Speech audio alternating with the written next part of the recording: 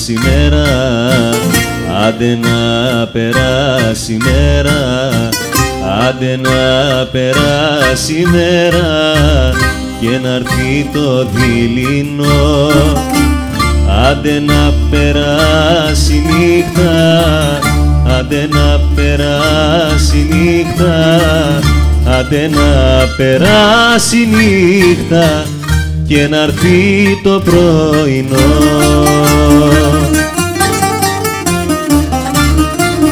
Δεν την θέλω τούτη την παλιό ζωή, πότε θα αφήσει το ταλέπορο κορμί μου.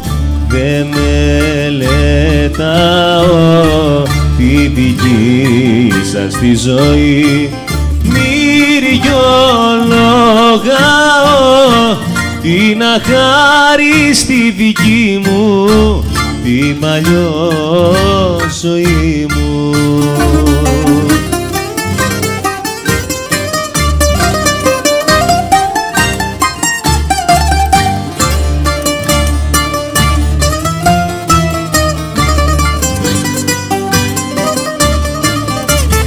Άντε να περάσει η ώρα, άντε να περάσει η μέρα, άντε να περάσει η νύχτα και να φτάσει το πρωί.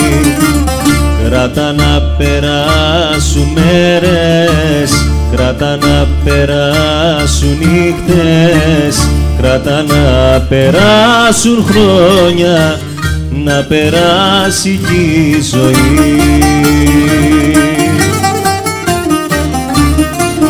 Δεν την θέλω τούτη την παλιό ζωή, πότε θα αφήσει το ταλέπορο κορμί μου. Δε μελετάω τη δική σας τη ζωή, μυριολογάω την αχάριστη δική μου την παλιό ζωή μου.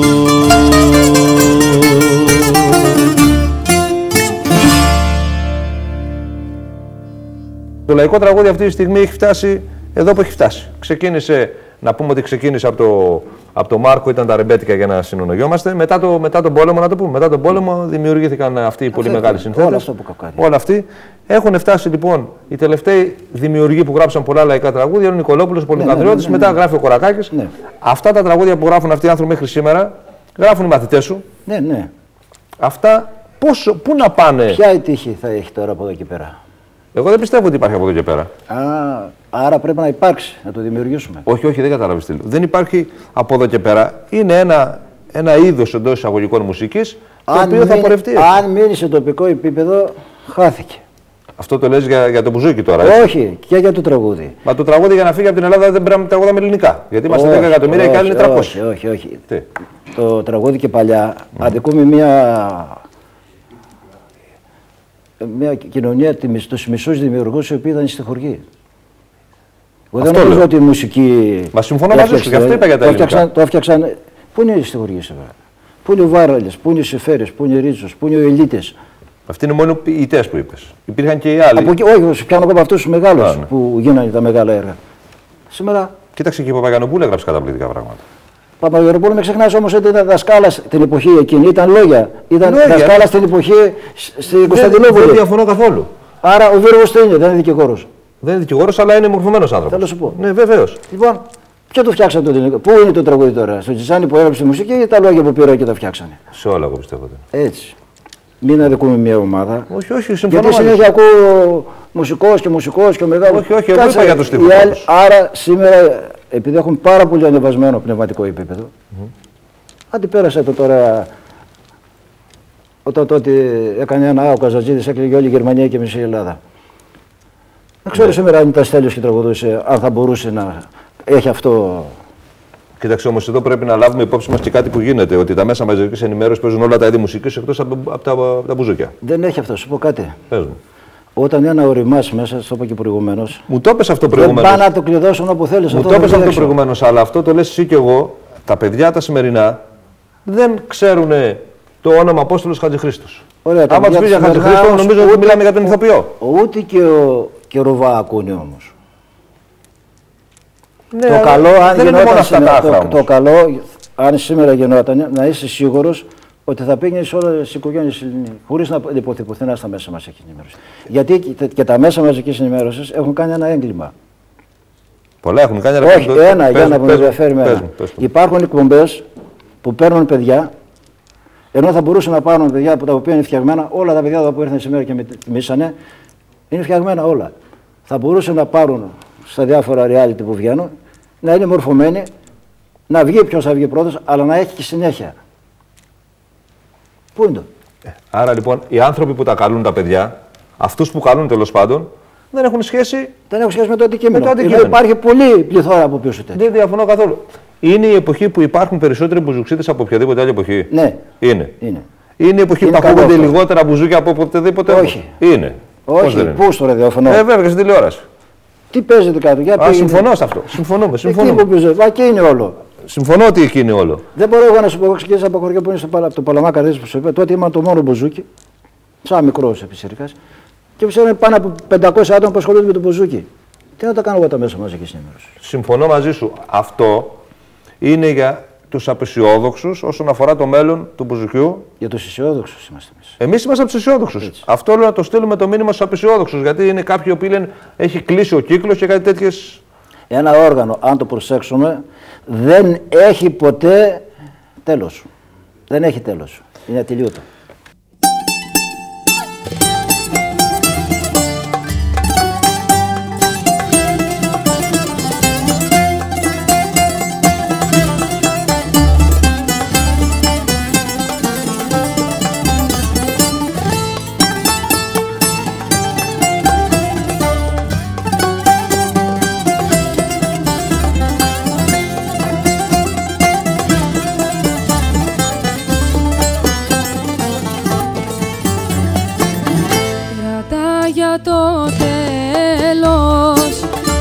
Πικρό σου βλέμμα, εκείνο που αφήνει τον έρωτα μισό. Μήπως και πονέσω κι έτσι να μπορέσω να φύγω και να νιώσω βαθιά πως σε μισώ. Κράτα και ένα ποτηράκι για το πιο πικρό φαρμάκι, να το πιω κι απ' την καρδιά μου να σου ευχηθώ. Καλή τύχη για χαρά σου, μη πετάς τα όνειρά σου, μην τα βρω ποτέ στο δρόμο και σε λυπηθώ.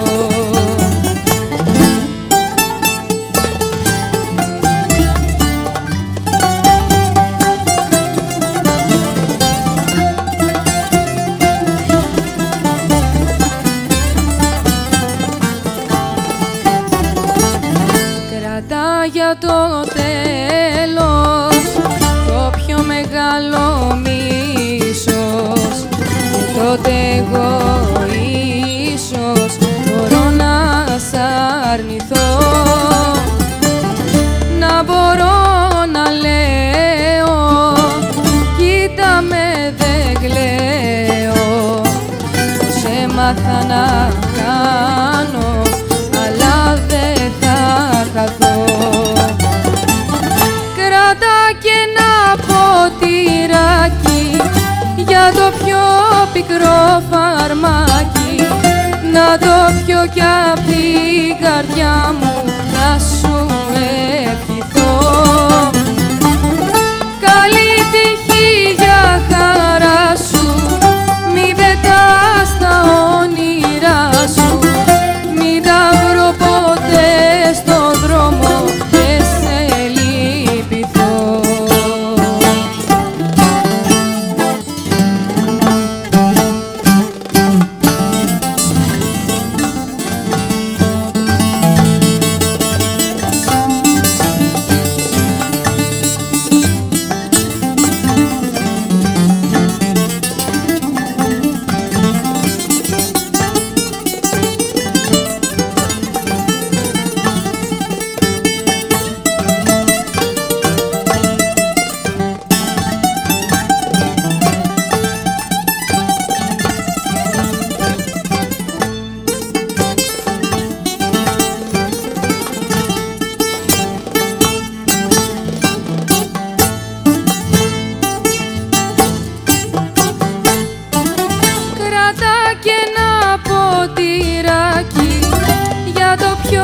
πικρό φαρμάκι να το πιω κι απ' την καρδιά μου να σου ευχηθώ.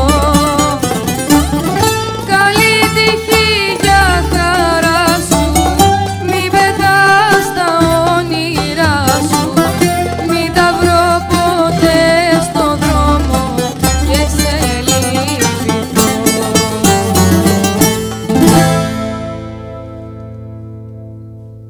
Ο Θέμης ο Βασιλείου, εκτός από μπουζούκι, διδάσκει τώρα και άλλα όργανα.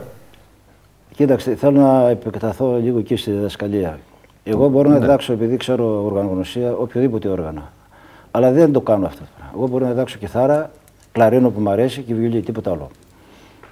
Και δεν έχω και τόση εμπειρία στα άλλα, αλλά επειδή ξέρω πώς πρέπει να διδαχτεί, μπορώ να του πειράσω μηνύματα και να το μάθει αυτός που θα ασχοληθεί, να το μάθει καλά. Έχεις μεγάλους μαθητές.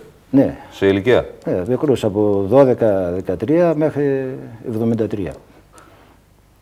Τι λες σε κάποιον άνθρωπο που έρχεται 70 χρόνων, που λες, σου λέει κύριε Θέμη, εγώ θέλω να μάθω μπουζούκι. Από μέσα σου λες τι ήθελες και ήρθες τώρα, ή πιστεύεις ότι αναφέρει το δικαίωμά του? Θα σου πω εγώ μια φιλοσοφία.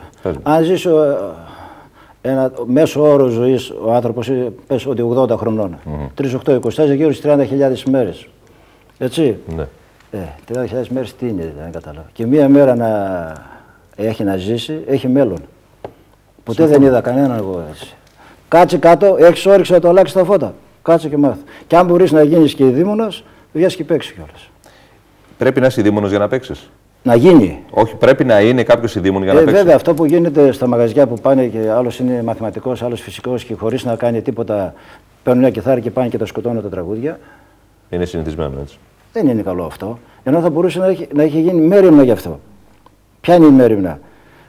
Μέσω Πανελληνίου Μουσικού Συλλόγου θα μπορούσε να έχει πολλούς, ξέρετε τι μουσικάρες έχει τώρα η Ελλάδα. Ναι. Να είχαν γράψει γύρω στις 6-7 παρτιτούρες τα λαϊκά και να γυρίζουν στις ταβέρνες, να υπάρχει. Παιδιά, παίζετε εσείς, δεν τα παίζετε καλά τραγούδια. Γιατί δεν τα παίζετε? Εδώ είναι οι παρτιτούρες, εδώ δεν ξέρω να διαβάσουμε. Σας τα δείξουμε εμείς. Και να τα παίζουν σωστά. Ούτε αυτό έγινε. Εκεί βέβαια να σου πω εμπλεκόμαστε και λίγο με τα πνευματικά δικαιώματα, γιατί και οι παρτιτούρες έχουν δικαιώματα, αλλά μπορούσε να λυθεί αν ήθελε ο Πανελλήνιος Μουσικός Σύλλογος. Πολύ ωραία το έθεσε. Αυτό είναι καταπληκτική πρόταση. Κοίταξε κάτι. Τα δικαιώματα είναι δικαιώματα και το παίξιμο που έχουμε εμείς είναι παίξιμο. Ναι. Κοίταξε, ό,τι παιδιά δεν είναι κατοχυρωμένο το επάγγελμά μας και ούτε το θέλουν να είναι κατοχυρωμένο, πρέπει να είναι για μένα κατ' επέκταση ούτε και καλό τυχνών. Ό,τι ασχολείται με. Και κάναν και ένα λάθος μεγάλο. Κάναν πανεπιστήμια μουσικά και πάνε τα παιδιά και δίνουν εξετάσεις. Είμαστε σοβαροί. Όποιος θέλει πάει να μάθει μουσική, όποιος θέλει πάει να μάθει ζωγραφίσει, δεν είναι κάτι να πάω να μάθω χημεία ή μαθηματικά ή φυσική ή να γίνω γιατρός. Θα πρέπει να μπαίνω χωρίς εξετάσεις. Βέβαια, μα είναι αυτό. Και πώς θα γινόταν η επιλογή? Καμία επιλογή, τίποτα. Άσο να μάθει. Όλοι. Ένα που θέλει να μάθει. Θα μου αφαιρέσει με να μάθω μουσική. Αυτό ισχύει και για άλλα, όχι μόνο για τη μουσική. Πού? Όχι, αυτό έπρεπε να ισχύει και για άλλα. Άλλο, δεν το ξέρω, δεν επεκτείνω. Εγώ ξέρω μόνο για αυτό που ξέρω, θέλω να σου πω, που το βλέπω. Η ζωγραφική θέλει να μάθει κάποια ζωγραφική. Το να αφαιρέσει το δικαίωμα να μάθει ζωγραφική. Όχι. Τι μου λες τώρα?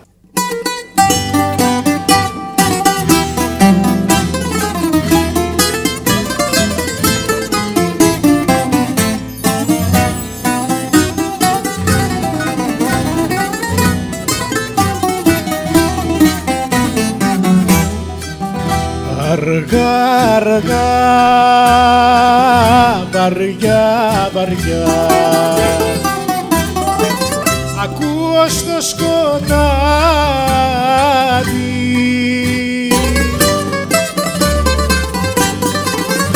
το κουρασμένο βήμα σου να σέρνεται κάθε βράδυ, κάθε βράδυ. Το κουρασμένο βήμα σου να σέρνεται κάθε βράδυ, κάθε βράδυ.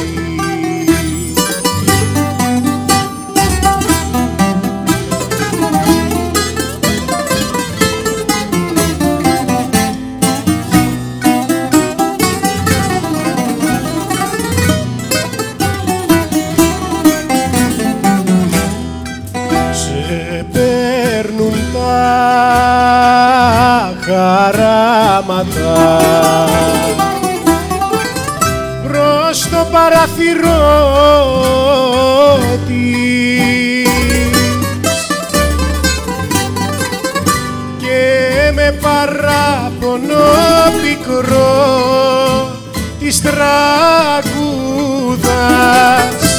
το καημό της, το καημό της, και με παράπονο πικρό της τραγούδας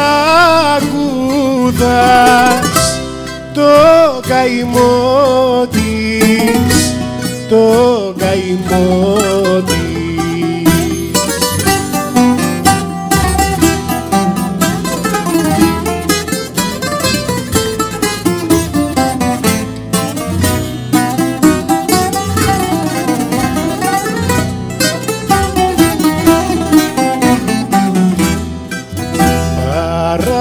Πατάς, παραμιλάς, ενώ αυτή κοιμάται.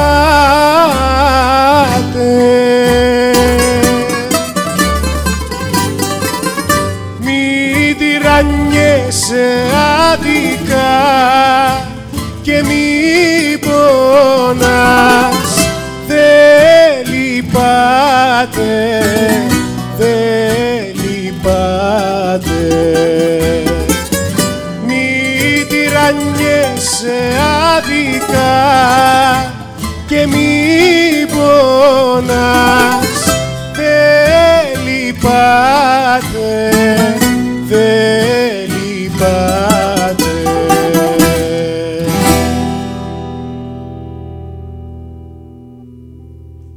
Ο τέταρτος της παρέας στον Ραστ, που μέχρι τώρα το ανέφερε ο Θέμης και εγώ δεν το είπα, είναι ο Παντελής ο Κωνσταντινίδης. Παντελή, καλώς όρισες. Καλώς σε βρήκα, Πάρη. Να είσαι καλά. Ο οποίος πρέπει να ήταν αυτός που είχε τα περισσότερα χρόνια από όλους. Είχε αρκετά. Αρκετά, Πολύ μικρός πήγες στο Θέμη. Με 14. Είχες πάει προηγουμένως αλλού? Ήμουνα στη Θεσσαλονίκη, είχα ξεκινήσει από έναν άλλο δάσκαλο, τον Δημήτρη Χατζηπάλουλου, και όταν κατέβηκα στην Αθήνα μου είχαν συστήσει συγκεκριμένα ο Δημήτρης ο Μαριολάς, ότι ένας είναι ο δάσκαλος στην Αθήνα, Θήμης Παπαβασιλείου λέγεται. Ο Δημήτρης Μαριολάς πέρασε από σένα? Ναι. Α, ναι. Ναι. Και έτσι πάει στο δάσκαλο. Έλειωσε στη μελέτη αυτό, μελετούσε πολύ? Αυτός είχε κάτι που δεν το έχουν οι άλλοι. Τι είχε αυτός που δεν το είχαν οι άλλοι, για πες μου? Τον πατέρα του Γιάννη. Άρρωστος ο Γιάννης με το μπουζούκι, και αυτόν και τον αδερφό του, τους ισοπαίδωσε στη μελέτη. Και να μην θέλουν να μελετήσουν, ο Γιάννης από πάνω. Παντελή, σε ισοπαίδωσαν στη μελέτη. Αυτό το ρήμα που είπε είναι μοναδικό. Δεν το έχω ξανακούσει. Ισοπαιδώθηκε τελείως.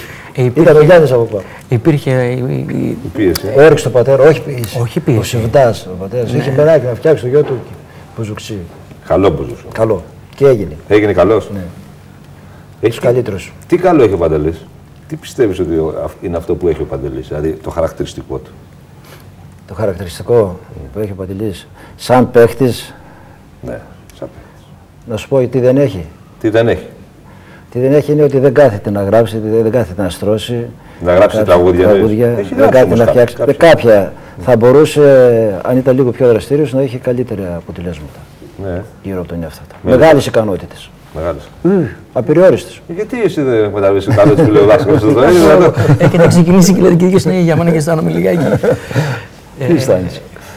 Εντάξει. Όλο καλά λόγια ακούω τώρα και ντρέπομαι. Για πες μου κάτι, είναι αυστηρός ο Θέμης? Κοίταξε, εγώ από το δάσκαλο έχω να θυμάμαι αυτά τα μικρά τα χαρτάκια τα άσπρα, τον Παγκανίνη μπροστά και τις διάφορες μελέτες που κάναμε, που έγραφε πάνω ακόμα τις έχω τις παρετούρες, για να τα θυμάμαι, ας πούμε, που λέγε 3 εκατομμύρια ώρες ακόμα μελέτη στο 208 και έλα ξανά πάλι σε 3 μέρες.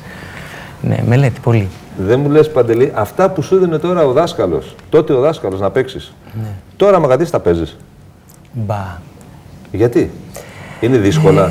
Κοίταξε να δεις. Όχι, λάθος λέει.